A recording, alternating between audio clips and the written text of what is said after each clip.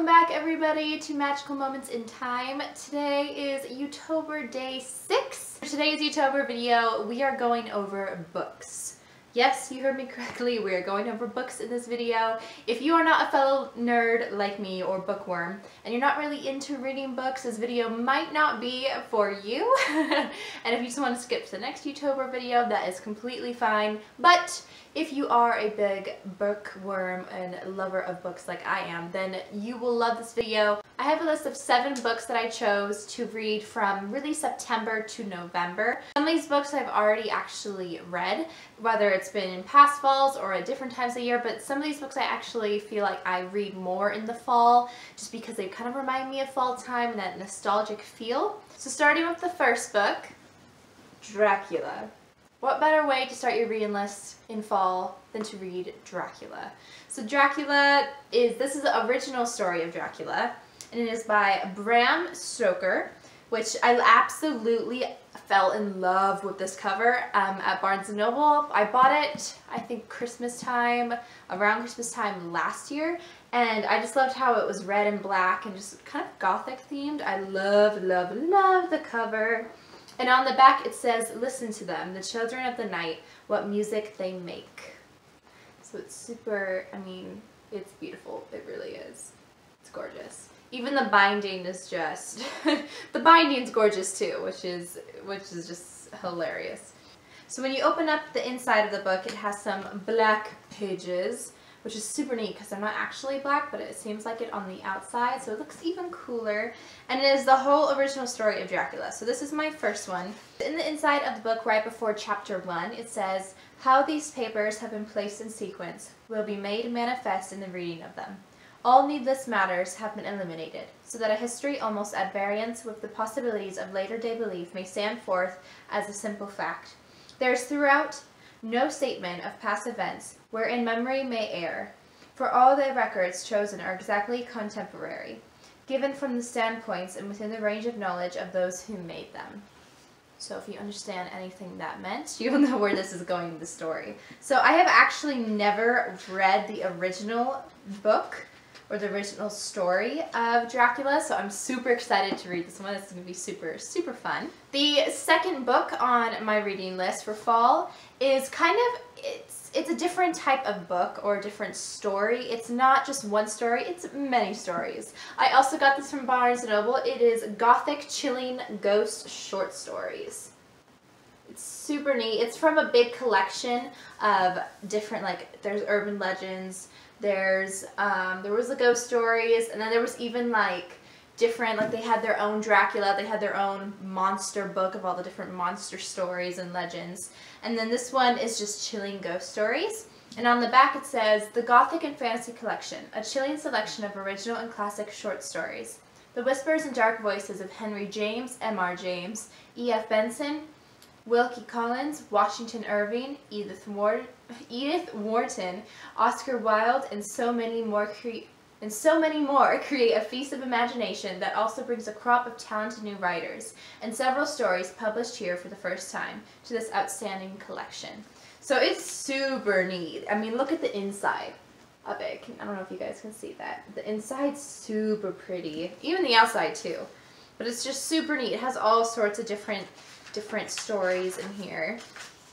Let's see, one of the stories is "The Man Who Went Too Far," "The Messenger," "Ghost Farm," "Mrs. Zant and the Ghost," "Flaming Fuses," "The Single Man," "The Shadows on the Wall," "The Legend of Sleepy Hollow," which is another book that I've actually read, "The Altar of the Dead," and there's just so many different ones. Both my family and I, when we've gone camping, have brought this book along with us and have opened it up and just kind of picked out different scary stories to read to each other. So it's a fun book to even bring if you're going away and you just want to read some short stories and not exactly get attached in a novel, or if you just want something for fun, maybe you're hanging out with friends one night and want to spook each other out. And then the third book on my reading list is actually, I started reading this series, rereading this series that I've read many times over. I think I started reading it in like April, no, I think it might have been May. But I was rereading the Harry Potter series. So currently I am on the last book of the Harry Potter series, Harry Potter and the Deathly Hallows. I always feel when fall comes around, especially like in September or August, it is a time for me to start rereading the Harry Potter series. I always feel like even in the first one, he goes to school in September, and then like the Halloween feast is something you remember. Even playing like the PS2 and PS1 games, Halloween, and just like the eeriness of it, that's what Harry Potter reminds me of. Not only because it's witches and wizards and there's ghosts and goblins, maybe that is it, but it just has that kind of type of feel as well. Same with even around Christmas time. I think it's more of because their school takes place in the fall and the winter, and then kind of, you don't really know spring, you know, it's not like they're going away to celebrate Easter or any other holiday in the spring, but it is like a big deal with Christmas and Halloween in the Harry Potter films. If you haven't read the series or have watched the movies or are starting to read the series and don't want any spoilers, just skip ahead in the video. I'm just going to read a little quick page that's right before chapter 1. Death is but crossing the world, as friends do the seas. They live in one another still, for they must needs be present, and that love and live in which is omnipresent. In this divine glass they see face to face, and their converse is free, as well as pure.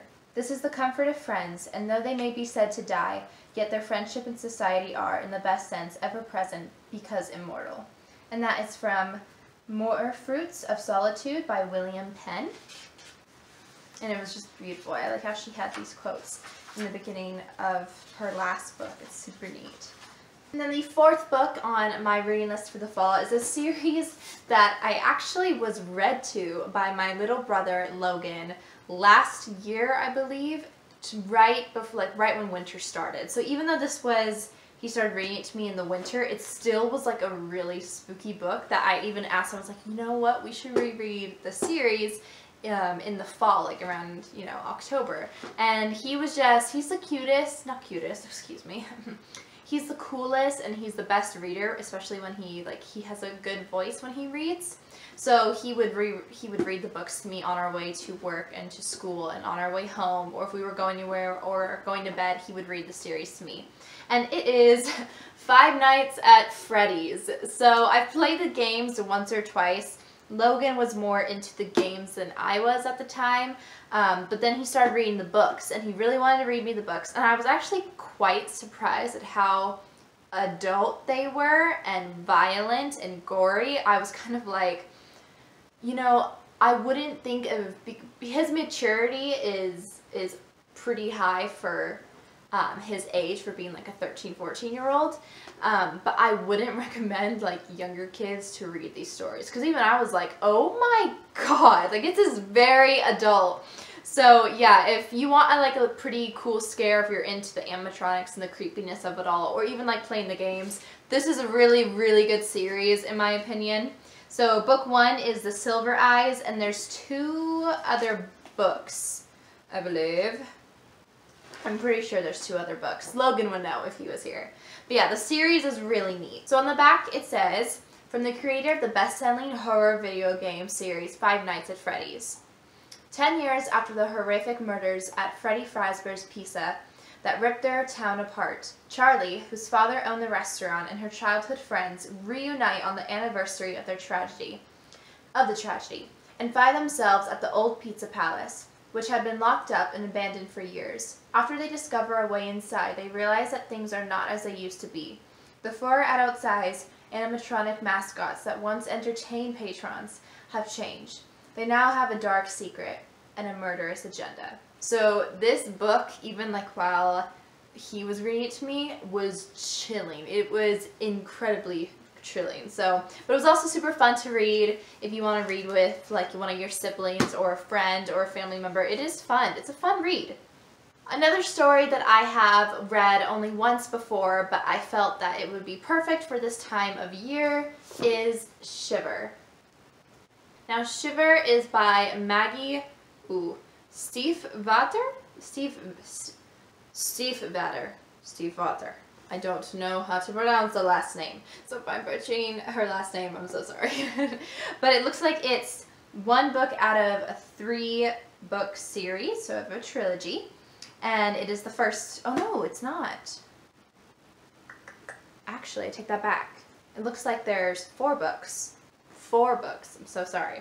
So this is Shiver, the first book. And I remember reading this, I was given this book when I was a freshman in high school by my teacher, and she was like, you know, I think you would really like the story, because during that time I was writing a lot of fantasy short stories when I had the chance, but I also was into kind of like that Once Upon a Time stage with like the wolves and the werewolves and Little Red Riding Hood, if you remember her in Once Upon a Time. Like, I loved her, and I loved her storyline with the wolves. And the wolf has been a spirit animal of mine for, I don't even remember when that started. So she thought, hey, I think you would love this book. So on the back it says, The Cold. Grace has spent years watching the wolves in the woods behind her house. One yellow-eyed wolf, her wolf, watches back. He feels deeply familiar to her, but she doesn't know why. The heat. Sam has lived 2 lives. As a wolf, he keeps the silent company of the girl he loves. And then, for a short time each year, he is human, never daring to talk to Grace, until now. The Shiver. For Grace and Sam, love has always been kept at a distance. But once it's spoken, it cannot be denied. Sam must fight to stay human, and Grace must fight to keep him, even if it means taking on the scars of the past, the fragility of the present, and the impossibility of the future. So if you like kind of like a spooky romance or a chilling romance, this book is great. It's kind of like the Twilight series, but without the mixture of vampires and all the different, you know, type of creatures. It's more just strictly on the wolf. And it's really cool. So go check out the book series. I have not read the other books. I've wanted to, but have not got around to it. So maybe this year will be the year to start reading the rest of the series. Alright, we are almost done. We have 2 more books to go. This book I read a while back, and I'm excited to reread it because I think I also was a freshman when I read this book, but it was still very spooky and more adult than I thought it was going to be. It's called Sarah Normal, and it's called Sarah Normal Ghost Town. I think this is also a book that is in a series as well. It's just a fun, short read, kind of spooky. And it says on the back, the beach, the boardwalk, the ghosts. Sarah Collins is a normal girl with an abnormal secret. She sees spirits. Sarah has had this ability almost as long as she can remember, but she doesn't like to talk about it. She wants nothing more than to have a normal life, and to her, normal doesn't include anything paranormal. But Sarah's ability isn't going away. In fact, changes are happening in her life that will make it even more powerful.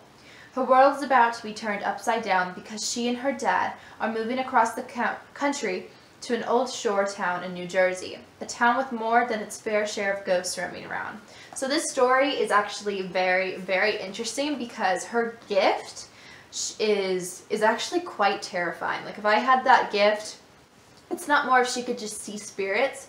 They come to her, and some of them are really creepy. Like, some of them are kind of like the ones that you wouldn't want to come at you, kind of like the poltergeist ones too. It's just really, really creepy. But it's also, I can't remember if there was a romance in it, so really I get to reread this book without quite remembering the actual plot. I just remember her gift really terrified me as a freshman.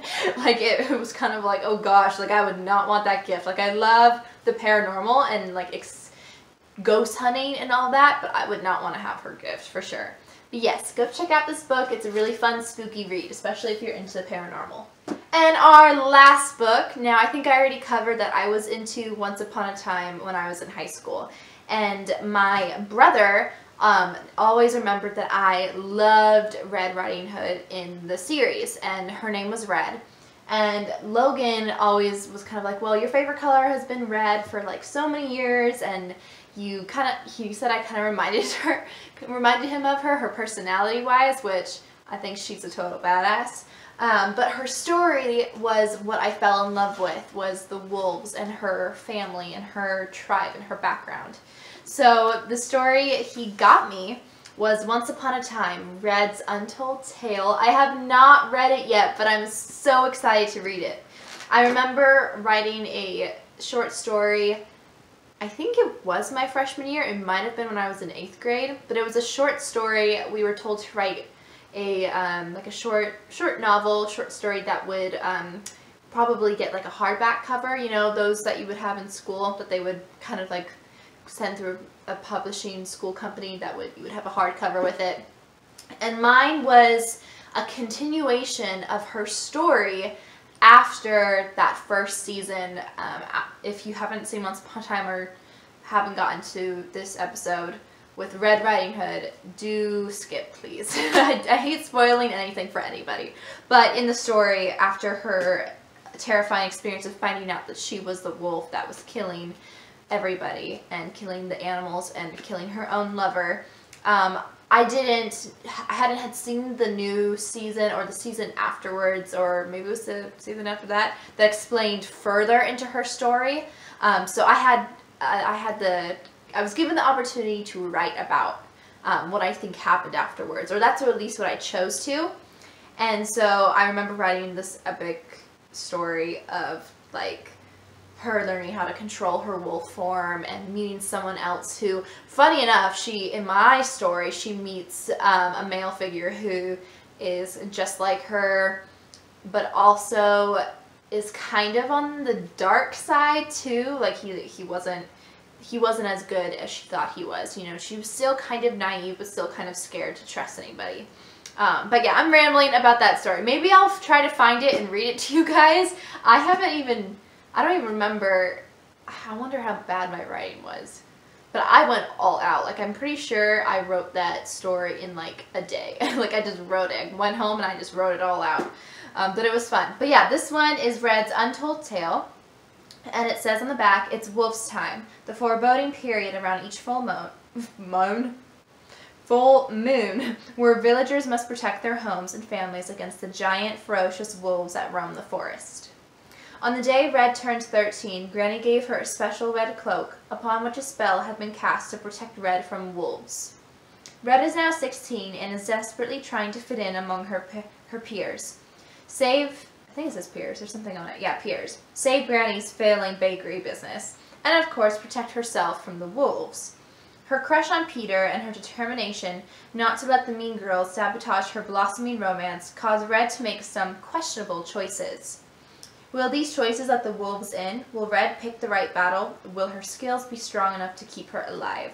So I'm not quite sure if this is about season 1 or if it's just a different playoff or spin-off on the story. Not quite sure, but it has her on the front. It's beautiful. She's gorgeous. I love her so much. And this is by Wendy Tolliver, so I'm so excited to read this book, and I think Logan will be excited once I finally read the book too. So that is it. That is my fall reading list for 2019. If you want to comment down below which books you like to read in the fall or that you're currently reading right now, let me know. Or if you have read any of these books, what did you think about them? Like, did you like it? Was it spooky? Was it scary? Just let me know down in the comments below. I hope you guys enjoyed this video, and I will see you guys all tomorrow, October day 7. Bye guys.